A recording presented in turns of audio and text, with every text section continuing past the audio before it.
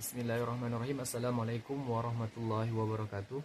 Perkenalkan, nama saya Adinda Apriliandi dengan NIM 2311215. Di video ini saya akan membahas beberapa materi yang berkaitan dengan mata kuliah psikologi agama, yang dimana sebelumnya sudah dipresentasikan di dalam kelas, di dalam pertemuan yang diampu oleh dosen kami Bapak Muhammad Edi Waluyo MSI, yang dimana ada beberapa materi yang saya ambil dari pembahasan-pembahasan yang telah kami presentasikan, yakni yang pertama, memahami gangguan dalam perkembangan jiwa keagamaan. Yang kedua, psikologi doa. Yang ketiga, psikologi agama dalam memahami jiwa keagamaan pada orang dewasa. Sesuai dengan pembahasan yang pertama, yaitu memahami gangguan dalam perkembangan jiwa keagamaan. Ada beberapa faktor yang mempengaruhi perkembangan jiwa keagamaan. Salah satunya, pengaruh fanatisme dan ketaatan dalam perkembangan jiwa keagamaan. Contoh dari pengaruh fanatisme dan ketaatan dalam perkembangan jiwa keagamaan, seperti perkembangan jiwa keagamaan dipengaruhi oleh faktor sosial, faktor ekonomi dan kemiskinan, etos kerja dan disiplin kerja yang lemah, mengikatnya angka pengangguran terdidik. Ada beberapa kerugian jika masalah pengangguran tidak bisa diatasi, yaitu kerugian sosial akan berdampak pada bekal yang cukup kecuali sekedar berharap dan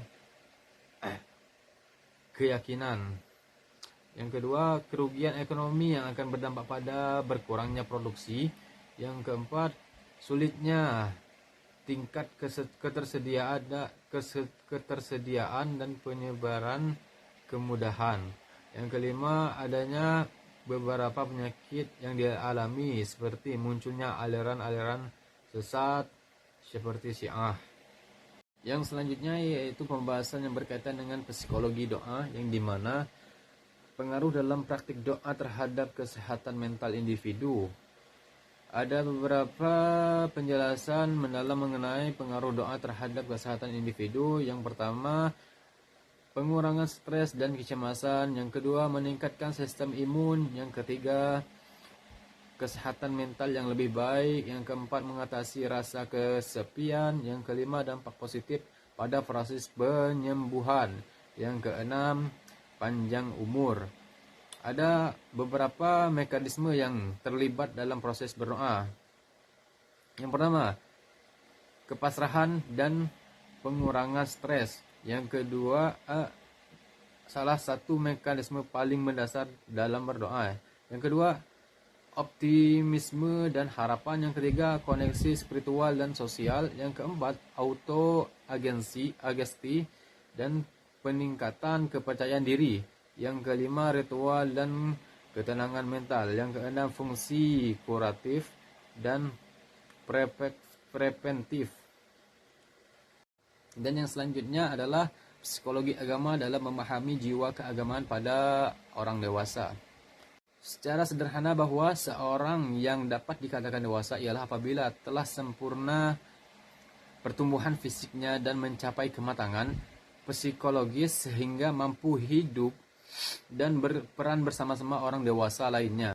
Ciri-ciri manusia dewasa, yaitu dewasa secara fisik, dewasa secara psikologis, dewasa secara sosial ekonomi. Karakteristik perkembangan pada fase dewasa. Masa dewasa dini, dewasa awal, masa penyesuaian terhadap pola kehidupan. Umur yang dominan adalah 18 hingga 25 tahun dan berakhir sekitar 35 tahun hingga 40 tahun. Kan masa dewasa madya, dewasa tengah, yaitu umur 35 hingga 40 tahun sampai berakhir pada sekitar 60 tahun.